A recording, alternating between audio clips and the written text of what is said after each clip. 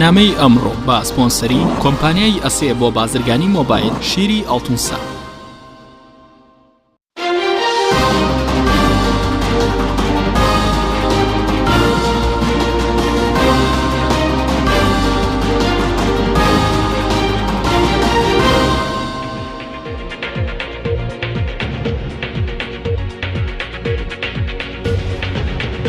بەناوی خوای گەورە سڵاوتان لەبێت بەڕێزان. کاردانەوەکان دژی هەڵکردنی ئاڵایی کوردستان لە شاری کەرکووک بەردەوامن. لەو چوارچێوەدا ئەمڕۆ تورکمانەکان لە شاری کەرکووک خۆپیشاندانێکیان ئەنجامدرا. لەلایەکترەوە وەزیری دەرەوەی تورکیا ڕایگەیاند نێچیروان بارزانی پێڕاگەیاندوون ئاڵایی کوردستان لە کەرکووک هەڵناکەن. بە میواندارێک لە بەڕێزان لە هەولێرەوە نەسرەدین سعید وەزیری ناوچە کوردستانەکانی دەرەوەی ئیدارەی هەرێم هەروە لە کەرکووکەوە مەلا فەرمان محەممەد ئەندامی جیڤاتی نیشتیمانی بزوتنەوەی گۆڕان تاوتوی ئەم پرسە دەکەین. لە سەرەتادا راپۆرتێک دەبین دواتر لەگەڵ میوانەکانمان درێژە بەم پرسە دەدەین. کاردانەوەکانی هەڵکردنی ئاڵای کوردستان لە کەرکووک لە سیناوخۆ و دەرەوە بەردەوامە. وەزیری دەرەوەی تورکیاش ڕای دەگەێنێت نێچیروان بارزانی پێی وتوون ئاڵای کوردستان لە کەرکووک ناکەن. دوای بڕیاری ئەنجومەنی پارێزگای کەرکووک بۆ هەڵکردنی ئاڵای کوردستان لە سەردام و دەستگا حکومیەکانی شارەکە کاردەوەنەوەکان بەردەوامن و لەو چوارچێوەیەشدا تورکمانەکانی شاری کەرکووک خۆپیشاندانێکیان بۆ بەردەم بینای پارێزگای کەرکووک ئەنجامدا. ئەو خۆپیشاندەرانە هەڵکردنی ئاڵای کوردستانیان بە نادەستوری وەسف کرد و داوایان کرد بڕیاری هەڵکردنی ئاڵای کوردستان هەڵبوەشێتە. لە ڕوونکردنەوەیەکیشدا سەرۆکاتی هەرێمی کوردستان ڕایگەیاند هەڵکردنی ئاڵای کوردستان لە کەرکووک کارێکی یاساییە و بابەتێکی نوێ نیە، هەروەک هەڵکردنی ئاڵای عێراقیش کارێکی یاسایی و ئاساییە. سەرۆکاتی هەرێم ئاماژەی بۆش کردووە پێویست ناکان بابەتە زۆر گەورە بکرێت و بێتە مادەی لێکترازانی نێوان پێگاتەکان و لایەنەکان. هیچ لایەنێکیش نابێ بۆ مەرامی سیاسی تایبەتی خۆی بەکاری بێنێت. لە سەراسی دەرەوە وڵاتانی هەرێمایەتیش جارێکی دیکە تورکیا نیگەرانی خۆی لە هەڵکردنی ئاڵای کوردستان لە کەرکووک دەربڕێت. ئاژانسی ئەنادۆڵ کە ئاژانسی فەرمی حکومەتی تورکیا بڵاوی کردەوە مەولود چاوش ئۆغڵۆ وەزیری دەرەوەی تورکیا ڕایگەیاند ئەو دەنگدانەی ئەنجومەنی پارێزگای کەرکووک دروست نییە. وەزیری دەرەوەی تورکیا جەختی لەوەش کردەوە مەرلا دەنگدانی ئەنجومەنی پارێزگای کەرکووک ڕایوەشکاریان پەیوەندی بە نێچیروان بارزانیەوە کرد و نیگەرانی تورکیای لەو بارەیەوە پێڕاگەیاندووە. لە بەرامبەردا نێچیروان بارزانی ڕایگەیاندووە ئیتر دەنگدانەکە دەکرێت و ئەگەر پەسەندیش بکرێت بیر لەوە ناکەینەوە ئەو ئاڵایە هەڵواسین. لە سەراسی حکومەتی عێراقیش و تەبێژی حکومەتی عێراقی هەڵکردنی ئاڵای کوردستانی لە کەرکووک بە نادەستوری وەسف کرد. سعد حەدیسی و تەبێژی حکومەتی عێراق لە دوانێکی ڕۆژنامەوانی ڕایگەیاند هەڵکردنی ئاڵای کوردستان بابەتێکی نادەستوریە و هەوڵ دەدەن لە ڕێگەی یاساوە پرسەکە چارەسەر بکەن. کاردانەوە ناوخۆی دەرەچیەکان لەبارەی هەڵکردنی ئاڵای کوردستان لە کەرکووک دوای بڕیاری ئەنجومەنی پارێزگای کەرکووک دێت لە کۆبوونەوەی ڕۆژی سێشەممەی ڕابردوو کە بڕیاریدا ئاڵای کوردستان لە کەرکووک هەڵبکرێت.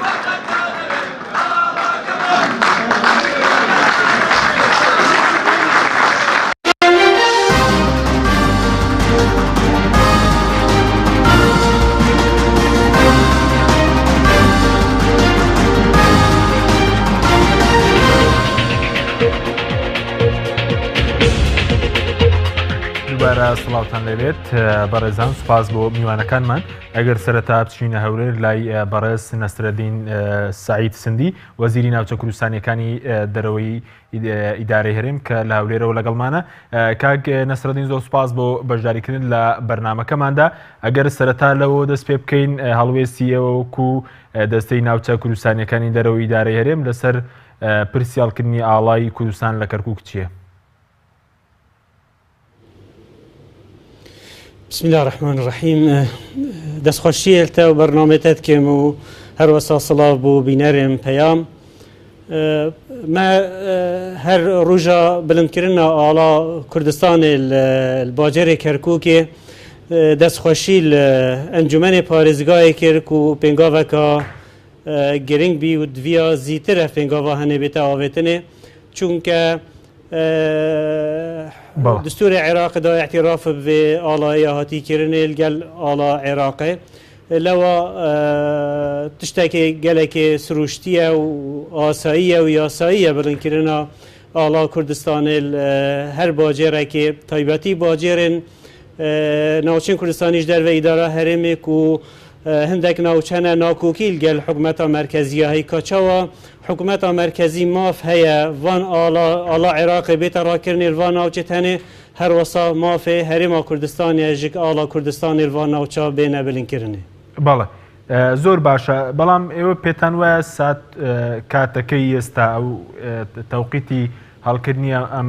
بڕیاری هەڵکردنی ئاڵای کوردستان لە کەرکووک پێتان وایە کاتێکی گونجاوە لەگەڵەوەی کە ئێستا مەسەلە بەشێک لە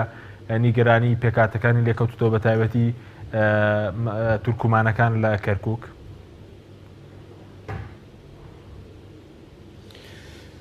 وەکی ما بەحەز کرد مافەکەش مافێ مە وەک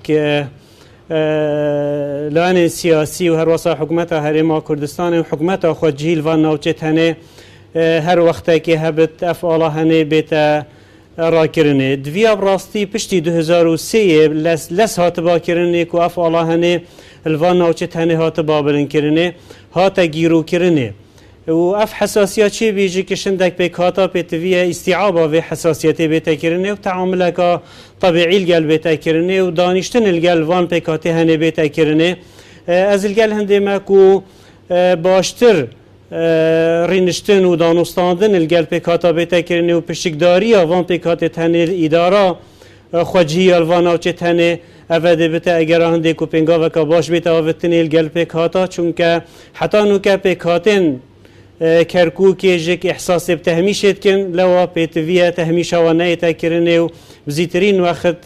هەمی پێک هاتە خۆ ببینن ناف حکوومەتە خۆجیهیدا و پشکدار بن دام و دەستگایەت حکوومەتێدا شێوەیەکی کاراتر و باشتر. بەڵێ کەواتە بە بۆ چوونیەوە ئەم هەنگاوە هەنگاوێکی درەنگ وەختە دەبووە پێشتر ئەم بڕیارە درابەیە؟ بله هرت بیان خدا جک ما آماجه پنده کرد و پیتوی با زیتر افنگا و هنی هات با آویتنه یعنی اف حوسانوکت تکرنه داتوی وقتی دای تکرنه و دانوکت اشتاکی طبیعی و ئاسایی بێت. بەڵێ سوپاس دەکەم دواتەگەڕین و لای بەڕێستان نەگەر بچینە شاری کەرکووک لای کاک مەلا فەرمان ئەندامی جیڤاتی نیشتمانی بستنەوەی گۆڕان کە لە کەرکووکۆ لەگەڵمانە. کاک مەلا فەرمان زۆر سوپاس بۆ بەشداریکردن لە بەرنامەکەماندا. ئەگەر سەرەتا لەوە دەست پێ بکەین مەسەلەی هەڵکردنی ئاڵای کوردستان لە کەرکووک چ باخێکی بۆ شارەکەیە اینجا ئەم بڕیارە ئایا بەمانەی ئەوە دێت کە کەرکووک گەڕاوەتەوە سەر هەرێمی کوردستان؟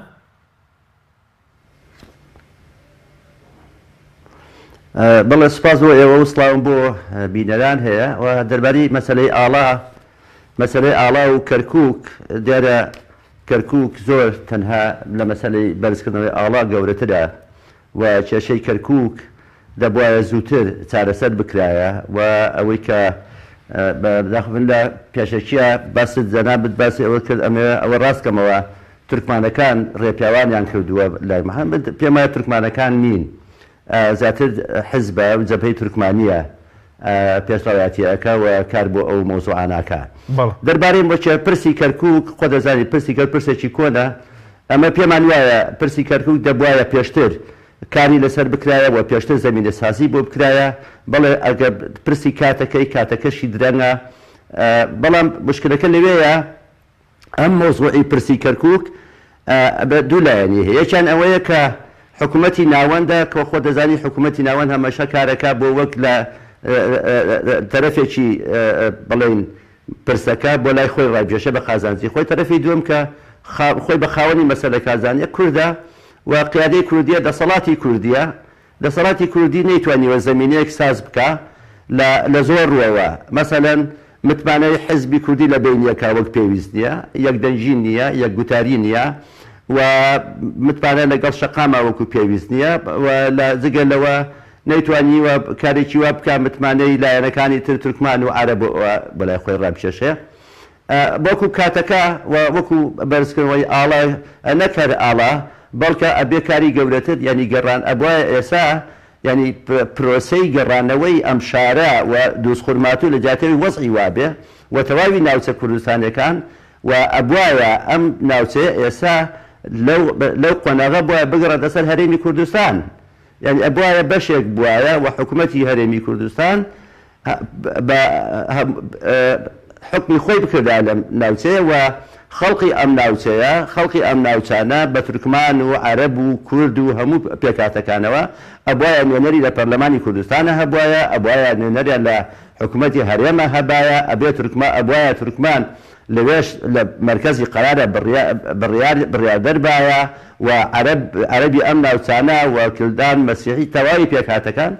یعنی ئەبواە بەشێک بوونایە لە لەشی هەرێمی کوردستان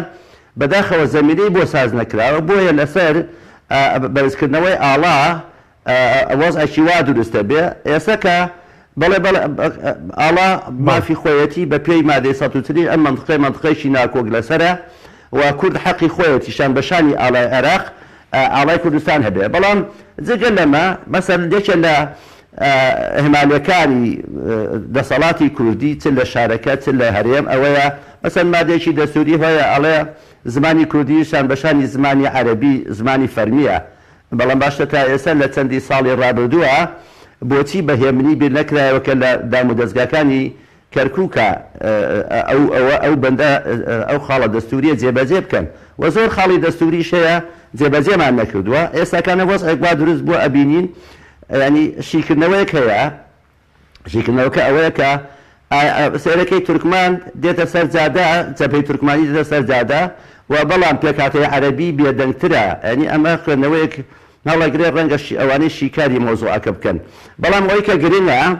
ئەوەی کە گرنگە ئێمە عەقلانیەت بیر بکەینەوە و ئەو وەزعی کە هەیە ئێستاکانە و بەتایبەتی برایانی تورکمان ئەو وەزعانە و کارێکی وا نەکەن بیشێوێنن بەڵکە بەدڵیان نییە بڕیارەکان پێ باش نییە ئەوە دادگای فیدرالی هەیە و ئەوە قوانین هەیە ئەوە هەیە با سکاڵی خۆیان هین بکەن بەڵێ بە بۆ چوونیەوە هەڵکردنی ئاڵای کوردستان بەمانەی ئەوەیە کە ئێستا کەرکووک گەڕاوەتەوە سەر هەرێمی کوردستان نا من پێم وانە بە هیوادارم ئەمە سەرتایکی باشە ینی ئەمە سەرتایکی باشە لەگەڵ ئەوەی کە پێشتر ئامادەکاری بۆ کە من وەسفێکێ دەمێ کاری قیادەی دەسەڵاتی کوردی بن لەو گەنجەیە چوێنم گەنجێک لە سەرەتای لاوەتیەوە هەڵماسی نوێژی بیانیانی هیچ نەکردووە ئەم گەنجە زۆربەی زۆری نوێژەکانی چووە لە تەمەنی 30 ساڵیە دەوڵەمەند بۆ حەج و عەمرە و هیچی نەکردووە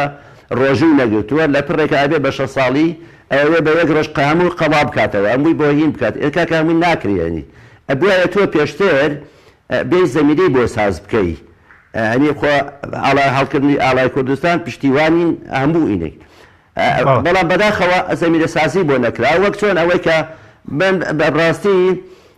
لە مەترسەکەی من لەکوێیە هەمان بۆ چوون هەیە لەسەر ئەوەی کە لەکچوونێکیش هەیە لە نێوان ئەوەی کە لایەنێک باسی دەستبوونی دەوڵەتی کوردی ئەکا پارتی دیموکراتی کوردستانە و ئەم پرۆسێش بدوو بە ئەم دوو پرۆسەی زۆر پیرۆزن دوو پرۆسەی زۆر شەرعین مافی خەڵقی ڕەوای خەڵقی کوردستانە دروستکردنی دەوڵەت و گەڕانەوەی کەرکووک و ناوچە دابڕاکان نابە تەنها کەرکووک هەموو ناوچە دابڕاکان بەڵام مەترسەکەی من لەوەیە بە شێوەیەک مامەڵە لەگەڵ ئەم وەزعە ئەکرێ بە شێوەیەک ئەکرێ کە ئەم پرۆسەیە ناشرین بکرێت و ئەم پرۆسەیە قورس بکرێت لە دوای ڕۆژە چکە بۆ ئەمڕۆ بێیاسبەی ئەبێ کورد بیر لەوە بکاتەوە ئەبێ کورد خاوەن دەوڵەتی خۆی بێ ئەبێ عەرزەکانی خۆی بێنێتەوە مەسە تۆ من نمونە دێنمەوە باشە هەنگاوی یەکەم بەرنەم ئاڵایە خۆ ئەبێت و عەرزە تاپۆکانی خەڵقی کەرکووک بگرێتەوە مەسەڵەن ئێمە و تورکمان کورد و تورکمان لە عەزابی بەعسا هاوبەش بووینە ئەبوایە پێکەوە لە چەند ساڵی ڕابردووە ئەو عەرزانەی کە هی کورد و تورکمانە داگیر کراوە لەیان بەعسەکانەوە درراوە بە وەزارەتەکانی عێراقی وەزارەتی ئیسکانیا وەزارەتێکی ترا ئەبوایە ئەمە بگەڕێەوە باشە تا ئێستا نەگەڕاوەتەوە بۆیە گرنگە لەگەڵ پێکاتەکانە و کارە هاوبەشەکان و زەمینە سازێکی باش بکرێ ئێساکانەش من پێم وایە شەقامی تورکمانی ئەتوانی قسەی لەگەڵ بکەی ئەتوانی تێیان بگەێنی کە ئەوان بێن لەگەڵ خەڵکی کووردا بژین قازانسریانە بێن لەگەڵ هەولێرا بژی قازانسریانە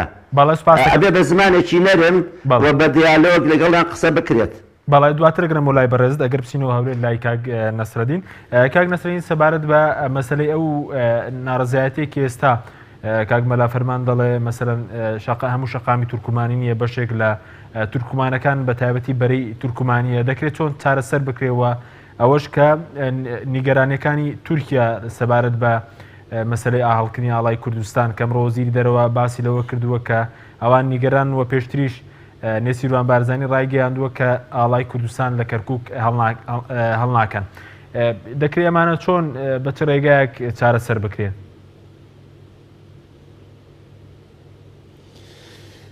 پێکهاتەی تورکمان پێکهاتەیەکی گرنگە بوومە لە کەرکووکێ پێتڤە ئیسیعابە عاجزیاوان بێتەکردن و پێتڤە حرەکەل سەروان بێتە ئەنجامدانێ هەروەسا تورکیا جیرانێکی مهمە بوومەوە کەرێما کوردستانێ بەس ئەvە تشتێکی مەمە نافخۆیەک و حەقی مەیە کۆچەوە حەقی هەیک و ئاڵا عێراقی بێتە ڕاکردن کەرکووکی هەروەسا حەقی ئاڵا کوردستانی ji heye Kerkûkê bête bilinkirinê lewa ya giring eveye lianên siyasî û her wesa hikûmeta xwe cî taybet li Kerkûkê herekeka baştir li ser biraderê Tirkûmana bikin ku kes mustehedif nîne li Kerkûkê da û pêtiviye pişikdariya hemîlayena şêweyekê durist bête encamdanê da bibite egera hindê ku îstîaba vê xelkê şêweyekê durist bête encamdan. Çunke gelek van pêkhatê tenê ev şiûreya bû peyda bî û her wesa ya baştir bî ku münaqeşe û danûstandin baştir li gel wan hatiba encamdanê lê cihê daxê heta nûke her pêkhatek yan her layenekê li devxet axivit û rîniştin û civîn li gelê ku dû nel ser babetê alayê û nel ser babetê dî jî dereceka wisa nehatine encamdanê ku bibit egera hindê ku îtîfaqek li ser gelek xalit hawbeş bête encamdanê û da çi hesasiyet bû çi layena peyda nebin. Lewa ya giring e em bêjin biraderê Tirkûman pêkhateyekê muhîm min bûme û pêtiviye ew jî şiûrê pindê bikin ku xelkê me Pêşmergê Kurdistanê zarîbeka mezin ya dayî hindê ku heta Kerkûk û dewroberê Kerkûkê parastîniş tîroristan û gelek xwîna hatî riştinê ji berî hingê wextê ne destê Pêşmergeyî da çend muşkîlel Kerkûkê tane encamdanê nûke nizba kuştinê û xetifê û çend ya kêm biye ev jî delîlê hindê ye ku her cihê Pêşmergetê da dêbite egera hindê ku ev navçe tenê aramtir bin û baştir bin. بەڵێ زۆر باشە بەس ئێوە چۆن لە نیگەرانەکانی تورکیا دەڕوانن و پێتان وایە ئەم نیگەرانی تورکیا کاریگەری دەبێت لەسەر مەسلەی ئایندەی ئاڵای کوردستان لە شاری کەرکووک؟ تورکیا ینی بەری چەندێکە ئەوان بخوا ئاڵا هەرێما کوردستانê li metarê Etatürk bilinkirin bû pêşwaziya serokê herêmê yani gelek neqdil wan hate kirin êl Tirkiya ji qîbelê yani muarada Tirkiya ve hikûmeta Tirkî gelek dîfa eşindê kir ku tiştekê asayî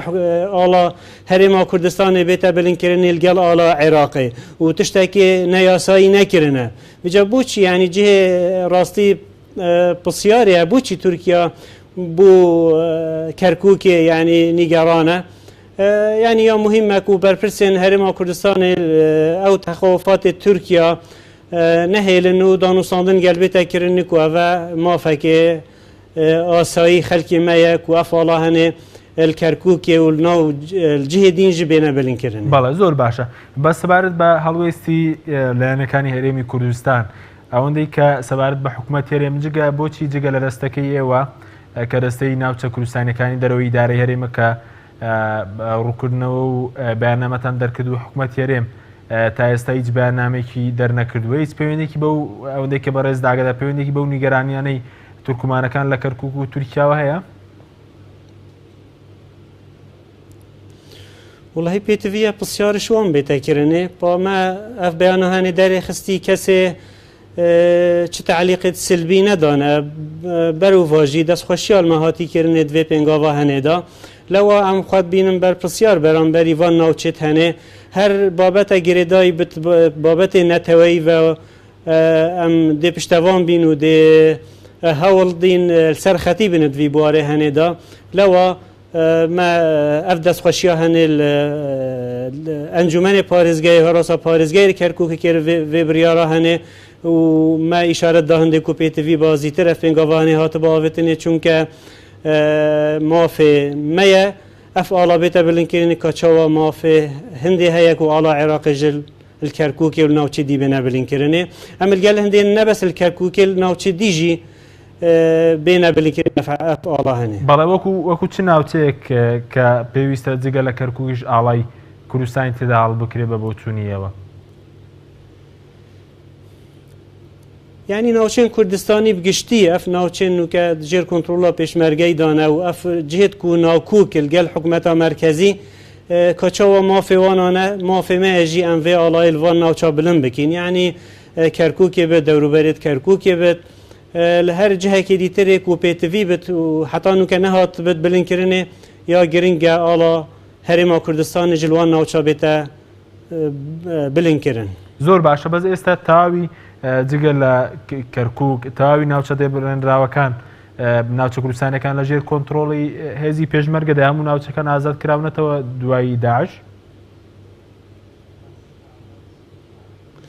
يعني ام شين بيجن تقريبا نوتش صادية في ناوچين هني نوكا آزاد كري نيد بن كدرولا بيشمرگي دانا حويجة يا ماي وهندك دورو بريتوي وهر وصا هندك مجمع وجند الشنغاري يتماين يعني بهرا فتر ناوچين دي وقت ما بحث كي ناوچين دي تهاتين كنترول كني بن كنترولا بيشمرگي دانا بله زور باشا پیشتر باس لو دکا كوكو بيويست زمینە سازی بۆ ئێوە خۆش نەکراوەکو دەستی ناوچە کوردستانیەکان کە لە کەرکووک و ناوچە دابراندراوەکان نووسنگەتان هەبێ بە ئامانجی کارکردن لەو ناوچانە تا ئێستا نووسنگەتان کراوەتەوە لە کەرکووک نووسنگەمان هەیە لە مێژەوە بەس بە سلوبەکێ ینی فەرمی حتا ئێستا نەکراوە بەڵام ئیشی خۆمان دەکەن لە کەرکووک و هەروەسا لە خانەقین و لە تۆسخورمات و لە ئێمە نووسنگەمان هەیە لە شنگار تا خانەقین ینی لە ئەو نووسنگەکانە ئیشی خۆیان دەکەن و وەکی پردێکن ناوبینی ئەو ناوچانە و حکوومەتی هەرێمی کوردستان ینی ئەنجومەنی وەزیران بەڵێ بەڵام تاکو ئێستاوەی کەرکووک کارە نەکراوە هۆکارەکەی چییە؟ وڵی هەندێک احتیمالە خەلەلی فەنی هەبن لەو بارەدا ئێمە ئینشاڵڵا لەسەر خەتین هەوڵە دەین بە زووترین کات ئەم خەلەلە چارەسەر بکەین بەڵێ سوپاس دەکەم دواتەگەرم بۆ لای بەڕێستان ئەگەر بچینەوە کەرکووک لای کاک مەلافەرمان کاک مەلافەرمان پێشتر بەڕێزت باست لەوە کرد کە کەرکووکیەکان چ بە کورد چ بە تورکمان چ بە عەرەب نوێنەریان نییە لە دەسەڵاتەکانی هەرێمی کوردستان تەنانەت نوێنەر نییە لە پەرلەمانیش بەڵێ من مەبەستمەوە بوو ینی ئەو زەمینە سازیە کە ئەبوایە دەسەڵاتی کوردی بیکردایە مەسەلەن ئێستا لەم قۆناغە بووینایە نەکەر ئاڵا هەڵکرایە یان لەو قۆناغە بووینایە خەڵقی تورکمان پێکاتەی عەرەبی هەموو پێکاتەکانی ناوچە دابراوەکان بەشێ بوونایە لە بڕیاری سیاسی لە ناو حکوومەتی هەرێم مەسەل چی دەبوو ئەگەر حکوومەت بەهینە سەرۆکی پەرلەمانی کوردستان یاخود جێگیری سەرۆکی وەزیرانی هەرێمی کوردستان تورکمانێ بووە یا عەرەبێ بووە لە هینی کەرکووک یا لە خانەقین یا لە شوێنێکی تر ینی ئەبێتەوە ئەبوایە کاری دەوە بکرایە من مەبەستم ئەوە بوو کە ئەوێ هەمووی بە یەک ڕۆژ قەڵا بکاتە ئەوە ناکرێ ینی ئەو زەمینە سازیەی نەکردووە ئەبوای ئێمە ئێستا لەم قۆناغە بووینایە ئەم دەستپێکی ئاڵا وەکو دەستپێکێک ئەبێ کاری زۆر جدیتر بکەین مەسەلەن ئێمە زۆر بە ڕاشکایی لە بزوتنەی گۆڕە ڕامانگەیانوە کەرکووک کوردستانیە و ئەو ناوچانە کوردستانین بەڵام چۆن کار بکەین بۆ گەڕانەوەی چۆن ئەبوایە کار بکرایە یەک ئەبێ خەتابی حیزبی لابەری خەتابی کوردی هەبێت یەک خەتابێ بەداخەوە نییە ئەبێ یەک ئاسایشە بێ ئەبێ یەک هێز هەبێ و ئەبێ خزمەتگوزاری پێشکەش بکرێ ئەبێ پێکاتەی تورکمان و پێکاتەی عەرەبیە و پێکاتەکان بەشدار من لە بڕیاری سیاسیە و ئەبێ تورکمانێک بتوانێت بچێ پرۆژە لە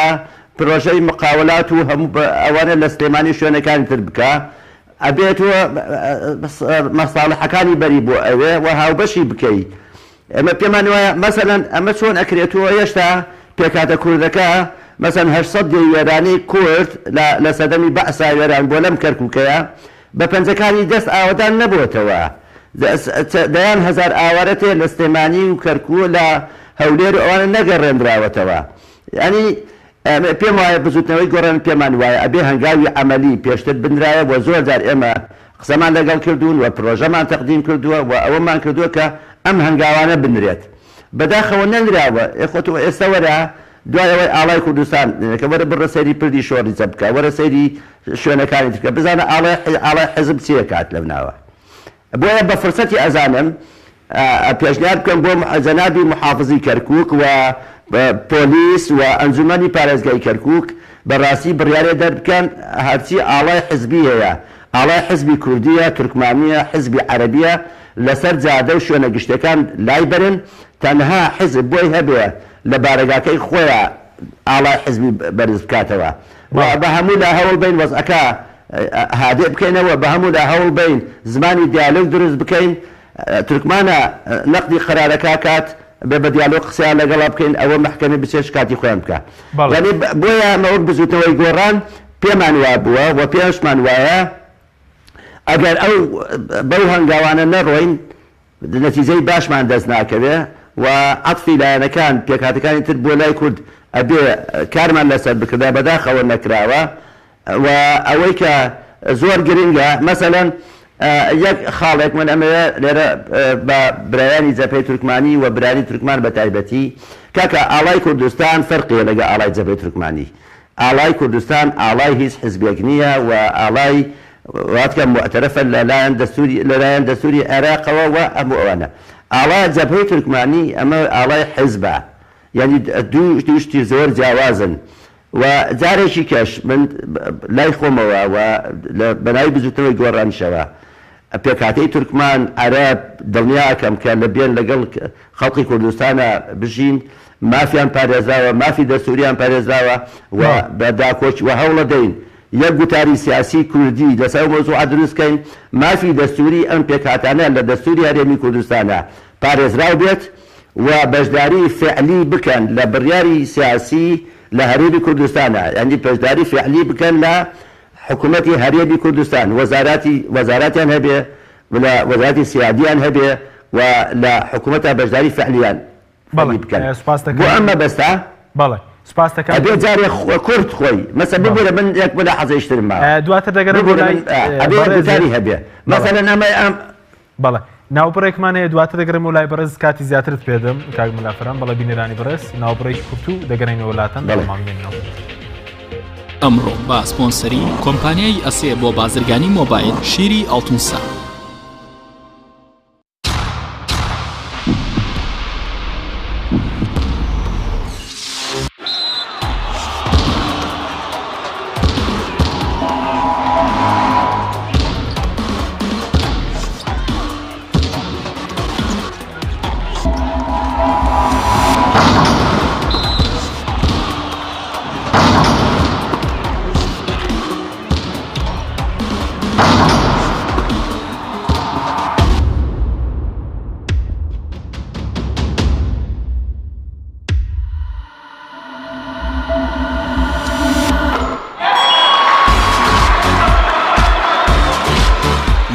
سەرکەوتنە گەورەیە تەنها شیری وشکی ئەڵتونسای تەمێکی ڕاستەقینە و 100% سروشتی نۆشی کە و هەمیشە بە بەهێزی بمێنەرەوە. ئەسێ ئەمڕۆ جیاوازتر دەردەکەوێت. ئەسێ ڕنگ و هێز و توانایەکی نوێ پێشکەش دەکات. زیرەکێکی ڕاستەقینە و متمانە پێکراوە. ئەسێ Q6 نوێترین مۆبایلی زیرەکە و کردنەوەی لەلایەن پەنجەمۆری خاوەنەوە کار دەکات. ڕامی 3 گیگابایتە و میمۆری 32 گیگابایتە و کامێرای سەرەکی 13 مێگاپیکسلە و کامێرای پێشەوەی 8 مێگاپیکسلە. ئەسێ یەکەمین مۆبایلی مارکەی کوردی 4G LTE. تۆپ ئارت تاکە بریکاری تۆڕی میدیایی کۆمەڵ بۆ دروستکردن و بڵاوکردنەوەی ڕیکلام. تۆپ ئارت.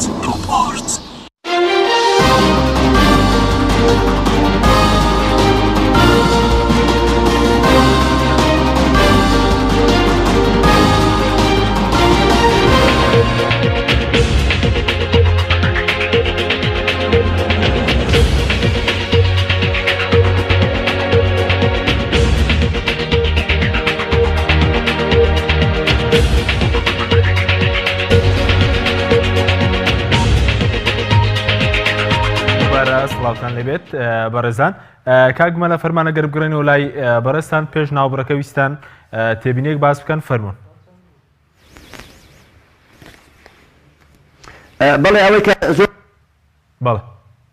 زانێ کورد ڕای وازی هەبێت مەسەن ئەمڕۆ کابراکی وەکو زاڵمای خەڵیزات کە دۆستی کوردە باس لەوە کە ئەڵێ کورد ئەبێ بزانێت چی ئەوێت فعلا ڕاستەکە. دوایی ئەو سیاسەتی جیاوازانەی ئێمە مەسەنەوەی جەنابتان لە پێشەچەکە باسان کرد ئەوەی کە وەزیری دەرەوەی تورکیا لەگەڵ بە کاگنێسیری وتووە ئەمە هینە ینی بانێک و دوو هەوایە لە کەرکووک وایە بەس جگە لەوە نەبوونی یە گوتاری سیاسی کە زۆر بەڕاستی زیانی لێداوین هەتا لە حاڵەتی لە کاتی بەرزکردنەوەی ئاڵاکەیە لە پارێزگای کەرکووک ئەبینی مۆرکە حیزبەکە زۆر بەواضحی زۆر بەواضحی دیارە قسەکردنەکان زۆر بەواضحی دیارە و بەرزکردنەوەی ئاڵا نابی بە موڵکی حیزبێک وەک چۆن هەمان غەڵەتەکە پارتیەک حیزبێک یانی لە کوردستان لە خۆی بکە بە خاوەنەوەی کە وڵات دروست دەکات جگە لەوە مەسەلەن ئێمە یەک هەڵوێست یەک گوتارمان بەرامبەر بە ڕۆژئاوان نییە یەک گوتارمان بەرامبەر بە پێکاکا و بەرامبەر بە باکوور نییە مەسەلەن لە وەزیری دەرەوەی تورکیا هاواری لێ هەڵساوە بۆ تورکیا بۆ ئەوەی ئاڵای کوردستان لە کەرکووکە کە زیاتر لە 800 کیلۆمەتر لە تورکیاوە دوورە هاواری لێ هەڵساوە ئەگەر بۆ ڕیکلامی نەبێ ئەی بۆچی لە پێش سەرۆکی پارتی دیموکراتی کوردستان ئاڵای کوردستان هەڵەدا مەبەستی ڕیکلام و ئەم هەڵبژاردنەی سەرۆکایەتی هیدی دەستوری تورکیا و کۆمەڵشتی تر نەبێ ئەبێ ئێمە جگە لەوە مەسەن تۆ ساڵانی ڕابردوو دیای وەزیری دەرەوەی تورکیا دێنی لەسەر قەڵا بەکەیف خۆی قسە ئەکات کاکە ئەمە ڕەنگدانەوەی ئەبێت مەسەلە جگە لەوە بە بەرچاوی هەموو لایەکەوە لەسەر دیواری جەبهەی تورکمانی نووسراوە کەرکووک مەدینە تورکمانیە وەسەتەبقا تورکمانیە إلى الأبد یعنی چەندین ساڵە ئەمە مەسەلەن بەڕاستی ئەبوای پیان بتە کاکە ئەمە دروشمێکی ئیسترزازیە یعنی سێ تۆ بۆ بەرزکردن ئاڵایەک ئەو دیۆ چۆن بەجوابیە ئەو حیزبە چۆن بەجوابێت لەبەرەوە بەڵێ دواتر گرنگە هەموو ئەوانە کورد بۆ خۆی دەرسوپەند لێوەرگێت دەسەڵاتی کوردی بێ بە خاوەن یەک گوتار مهمە. بەڵێ سوپاس دەکەم دواتر گرێم بۆ لای بەڕێستان کاک نەسرەن یەکە بگەڕێنەوە لای بەڕێستان بە بۆ چوونی ئێوە هەنگاوی دوای هەڵکردنی ئاڵای کوردستان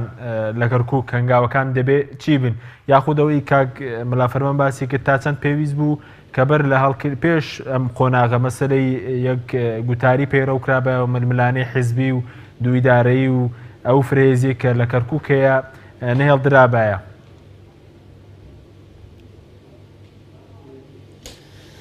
ڕاستە یعنی ڕێکخستنەوە ماڵا کوردی پێتڤە ئەش هەمی پێنگاوە ینی پێش بتل پێشە هەمی تشتی بە چونکە هەر تشتێکی ئەم لایەنین کوردی پێک و متفق بین و پێک و پێنگاوە باوێژن دەبێتە ئەگەر هەندێک و پێنگاوەکە باش بێتەوە بێتنێ کەرکووکێ یعنی ئەف ئێک هەلویستیە یا هەیە یعنی جێ دڵخۆشیە بوومە کول کەرکووکی هەمی لایەنین کوردی دوی بوارێ هەنێدا ئێک دەنگن و ئێک دەنگ بین بۆ بلندکردنا ئاڵای کوردستانێ لەوە ئومێدەوارین داهاتوو دا ئەف ڕەنگڤەدانە هەنێ لە هەرێما کوردستانê ژک بێتە ئەنجامدان و لایەنên کوردی بزیترین وەخت دانیشتنا دەست پێ بکن و ماڵا خوارێک بێخن و ببێتە ئەگەرا هەندێک و ئەم بشێن پشتی دوماهێکی ئینانە شەڕێ داعشێ چونکە گەلک نەمایە ئەف هاریکاری و پشتەوانیان نیودەولەتیان و کە هەی پشتی شەڕێ داعش ئەڤە نامینێت لەوە یا گرنگە هەرنووکە ئەم ماڵا خوارێک بێخین و بشێن وان مشکلت هەیەتمە ئەم چارەسەر بکین و پەرلەمانی ئەکتیڤ بکین و هەروەسا حکومەتێژی ئەوە دەبێتە ئەگەرا هەندێک و ئەم وەک کورد پێنگاوێت باشتر باوێژین و تایبەتین و کەل و بەحسێ ریفراندومێ و بابەتێ سەربەخۆنا کوردستانê têtekirine eger em mala xwe rêk neyêxîn û em êk dest û êk helwîst nebîn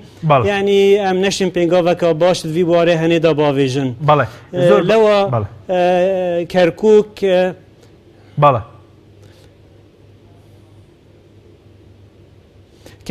كركوك يعني ما بحث كركو شالكي و ايكالويستيت سر بابت نتوي هي بس هر وكي كاك ملا فرماني اشاره دای هندك ناکوکی دیت هین پیتویه کاچوا مل هرما کردستان پیتوی رخصتنا ناف مالا کردینه ناوچین کردستانی پتر بابت پیتویه چون که خلک ملوان ناوچا چنمایه توش نبوی تعریب تبعیث ترحیل يعني خلكي ملفان ناوچا توشي كارسات مازن بوينه لو يا جرينجا خم خلكي ملفان ناوچا ام وی خمه هل گرین و ام ونکین خلکی ملوان ناوچا توشی چه نخوشی دی ببن و چه کاراسات دی ببن اکلویستی اما و دیره خستن یعنی دوی داره یلوان ناوچه تنه براستی جه داخله یعنی سردان المدا جبوان ناوچه تنه افتشت دیار بیکول هندک باجرا دو آسایش دو اجهزه دی اوید که هین الواناوچه تنه و آسایشا پارتیه و آسایشا اکتیه و جه راستی نگرانیه بو ما و هر راسا بو خلکی ملواناوچه تنه پیتویه بزیترین وقت فارج تنه بینه چاره سرکننه دا ببته اگر هنده که ام برانبری هر تحدیه که پشتی شهر داعشی ام بشین راوستین و بشین بینگاوه که واسه باویجین کس نشد اشکاله که بو ملوان ناوچه تنه پیدا بکن بله ایوه لسردانکانی ام دوایتان دا اوتان بو درکتو که استاش سیاستی دو اداره دو هیز لناوچه کردستانکانی درو اداره هرین پیرو دکرید؟ يعني جه داخله بردوامه اف بابت هنه لواجی ام بینن يعني بابت کرکوک دا جهت امنی مثلا هاشه کدو نبینه يعني مثلا اف آسایش پارتی و آسایش کتی درجه که باش تنسیق الگلی کدو نبینه حتی بی اگر هنده که اشکالات مستر لبین اگر ایک آسایش بد چک طبیعیه که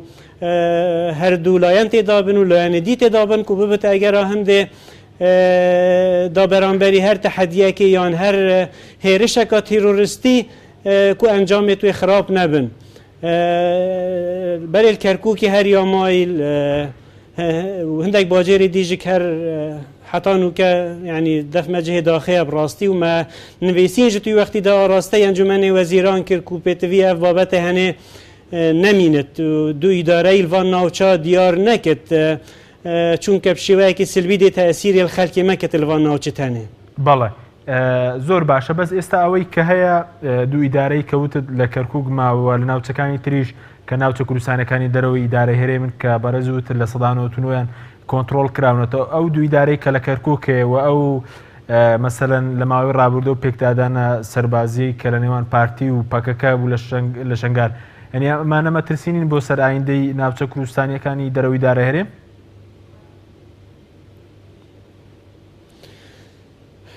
راستی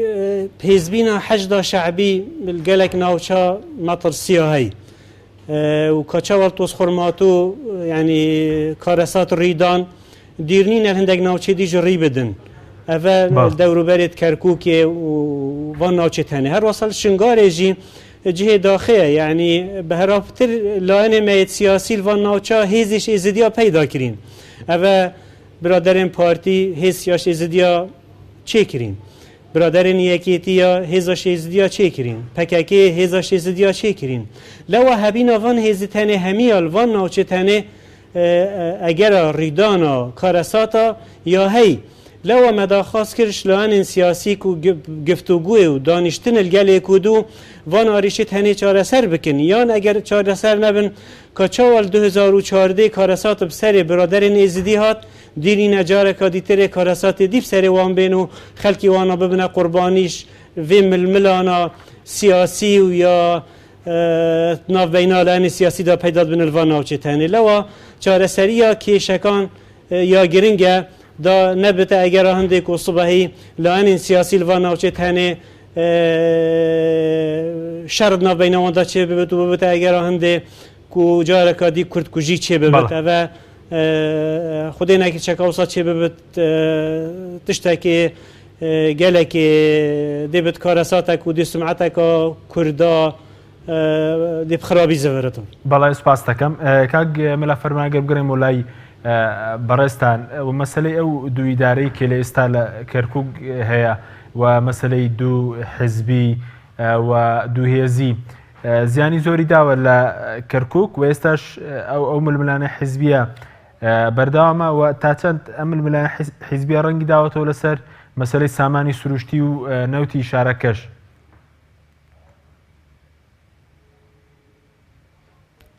پرسەرەکە دووبارەکە دۆ زەحمە نەبێ.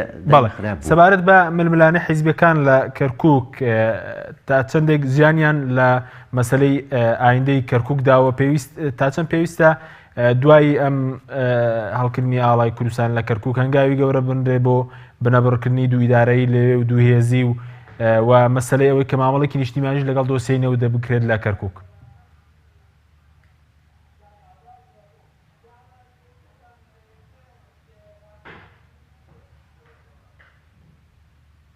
و ئەمە خویان پێوەگرتووە پێم وانە ئەم دەسەڵاتە حیزبیانە بتوانن ئەمە وازوو بە زوو تەرک بکەن بەڕاستی ئەنی خۆیان پێوەگرتووە وە سوودی لێبێنن و لێرەوە گومانی ئەوە دەکرێت مەسەرەن چۆن باز لە دروستکردنی دەوڵەتی کوردی لە زەرفێکی ئاوایە زیاتر ڕێکلامی حیزبی بێت زیاتر بۆ داپۆشینی قەیرانەکان بێت زیاتر بۆ داپۆشینی هەندێک شتی ژێرەوەیە هیوادارە ئەمنی کەرکووکی شوانە بێ و بۆیە گومان دەکرێت ورژاندی مەسلەی نەوت ورژانی ئەم مەوزوعە بۆ داپۆشینی کۆمەڵێشتی ترە و چونکە بۆ هەنگاوی عملی نییە مەسەلە من یەک پێشنیارێکەکەم ئەگەر ڕاستەکەن لەگەڵ کەرکووک ئەگەر بەجددیانە خەڵکی کەرکووکیان ئەوێ عەرزەکەیان ئەوێ تەنها ژێرەوەکەیان ناوێ با بۆ یەک ساڵ داهاتی نەوتی هاڤانە نەوتی بە حەسەنی سەرو خوارو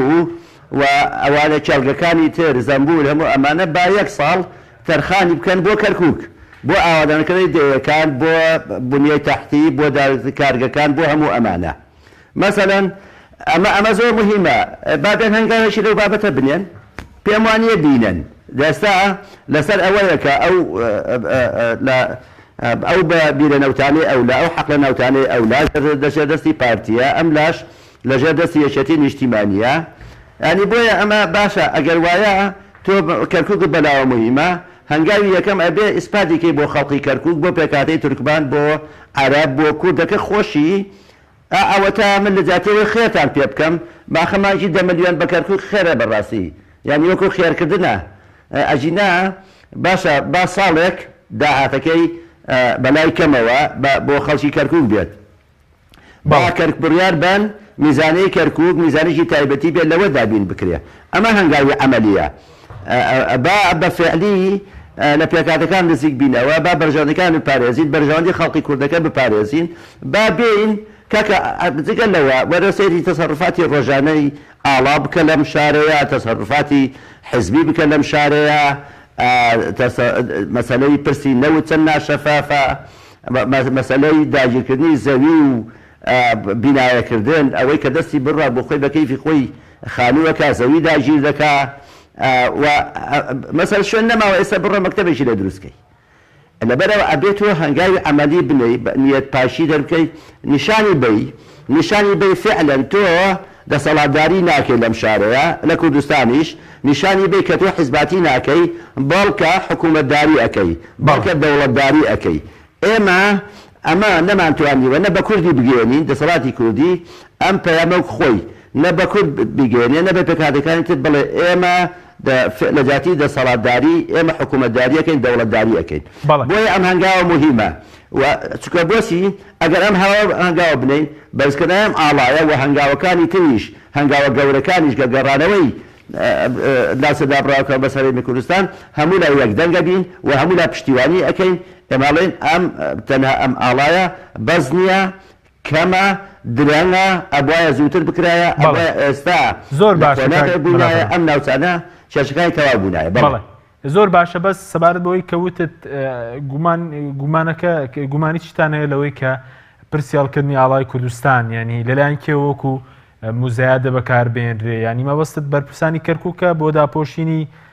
گەندەڵەکان لەو ناوچەیە بەکاربێنرێت من پێم وایە لەبەرەوەی هەنگاوی عملی نەنراوە پێشتر زەمینە سازی بۆ نەکراوی چە لە گومانەکان ئەوەیە مەسلەی داپۆشینی کۆمەڵی شتەکە ڕەنگە لای خەڵک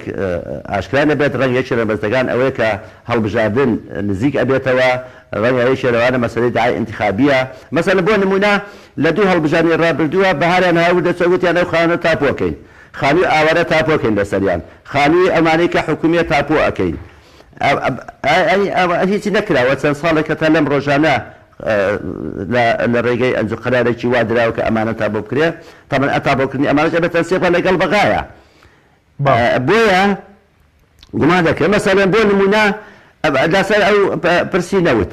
لەسەر پرسی نەوت و بیرەنەوتەکان و هەموو ئەوانە مەسەلەن بەڵگەی حکوومەتی عێراقی کتابی ڕسمی هەیە کە حکوومەتی عێراقی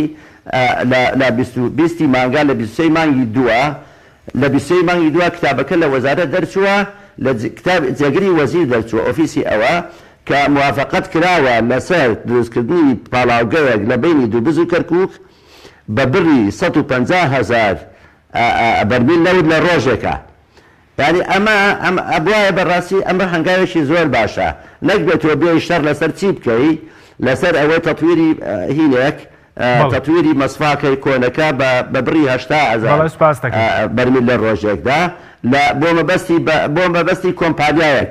لە بەرژەوندی کۆمپانیایەک یعنی ئەمە خراپ بوو ئەوە هین نەکرێ بۆیە من لە ئاخر شداوە دەڵێم هەنگاوی ئاڵا هەنگاوێکە ئەگەرسی بچووکشە زۆر کەمە ئەبێ گەورەتری بکەین ئەبێ کار بکەین یەکدەنگ بین هەموو لایەکمان بە تایبەتی لە کەرکووک ناکۆچەکانی هەرێمی کوردستان نێنە ئێرە لێرە یەکدەنگ بین و جگە لەوەش کاکە خۆتووا بێ حساب بۆ پەرلەمانتارەکان بکەین لە بەغایە کە خۆ کەس پرسی بۆیان نەکردووە بە فرەسەرەکانیان مەسەلەن جگە لەوە تۆ مەعقوڵە لەگەڵ لە کۆبنەوەی عەبادیە 4 فراکسیۆن نەچووە تەنیا فراکسیۆنی پارتی چووە کەچی سەرەکەی لە ڕاگەیاندنیشە پارتی و عەبادی و حکوومەتی عێراقی شیروتی لێکە سوێن ئەمە بەڕاستی ئەبێتەوەی ئەمە کە ئەمانە لە ئەلامە شتێکە لێن لە کۆبنەوەکە شتێکترە بەڵێ سوپاس دەکەین کاک نەسرەدین کاتمان کەماوە دووە پرسیارشم بۆ بەڕێستان سەبارەت بە ئایندەی کەرکووک و بە تایبەت مادەی 140 کە دەبووە بەپێی دەستور لە سیوەیەکی 12/2007 ئەو مادەیە جێبەجێ کرابایە ینی دەبێت چی بکرێ بۆ جێبەجێکردنی ئەو مادەیەوە باز لەو دەکرێت کەم ساڵیش هیچ بڕەبوجەیەک تەرخان نەکراوە باز دەکرێت تا ئێستا لە سەدا تەنها لە 120 قۆناغی یەکەمیش تاوا نەکراوە نەخێ لژنە مادەی 140 چەند ساڵێکە یا ڕاوەستایش کارێ خۆ و چه کارت وێ لژنێ دانایە تایکردنێ تایبەتی سەر ناوچەی کوردستانیش دەروەی دارە هەرێمێ لەوە یا گرنگە حکوومەتە هەرێما کوردستانê لژنەیەکە باڵا پێک بینە تدوی بوارێ هەنێدا و کار سەر هەندێ بکرد کەرکووکی و ناوچەی دیگە کوردستانی بزەفرین سەر هەرێما کوردستانê ئەگەر هەر بمینن لە هیڤیا حکوومەتە مرکزی حکوومەتە مرکزی ez li wê bariyê me berî nûke jî nehatiye ser xetî ku çareseriya van navçe biket û nûke jî me ew bawerî nemaye ku hikûmeta merkezî ciddî bête ser vî xetî ku yanî kêşa van navçe tenê çareser biket lewa hikûmeta herêmê ya giring e pêngaveka wisa bavê ji careka dîtirê guftugûyekê peyda bikete gel hikûmeta merkezî da hêcet nemînin eger hikûmeta merkezî neyete ser xetî vî warî da em berew UNê biçîn çunke distûrê Iraqê da behsiya hatî kirinê ku pêtiviya referandum li van navçe tenê bête encamdan lewa gel hindê me ku tensîq gel UNê bête kirinê û piştî xilazbîna şerê Daeş û zivrîna xelkî me bû van navçe tenê zîtirîn wexit referandum li van navçe bête encamdanê û da biryar bête danê ku ev navçe tenê pişêweyekî yasayî bizivirin ser herêma Kurdistan. بەڵێ زۆر سوپاس بۆ بەڕێز نەسترەدین سعید سندی وەزیری ناوچە کوردستانەکانی دەرەوی دارە هەرێم کە لاولێرەوە لەگەڵ ماویێرە زۆر سوپاس بۆ بەڕێز مەلا فەرمان محەممەد نامی جیباتی نیشتمانی زوتمەوەی گۆڕان کە لە کەرکووکەوە لەگەڵ مام سوپاس بۆ بینەرانی بەڕێز سوپاس بۆ ئەوکارانم تا بەرنامێکی تر خواتان لەگەڵ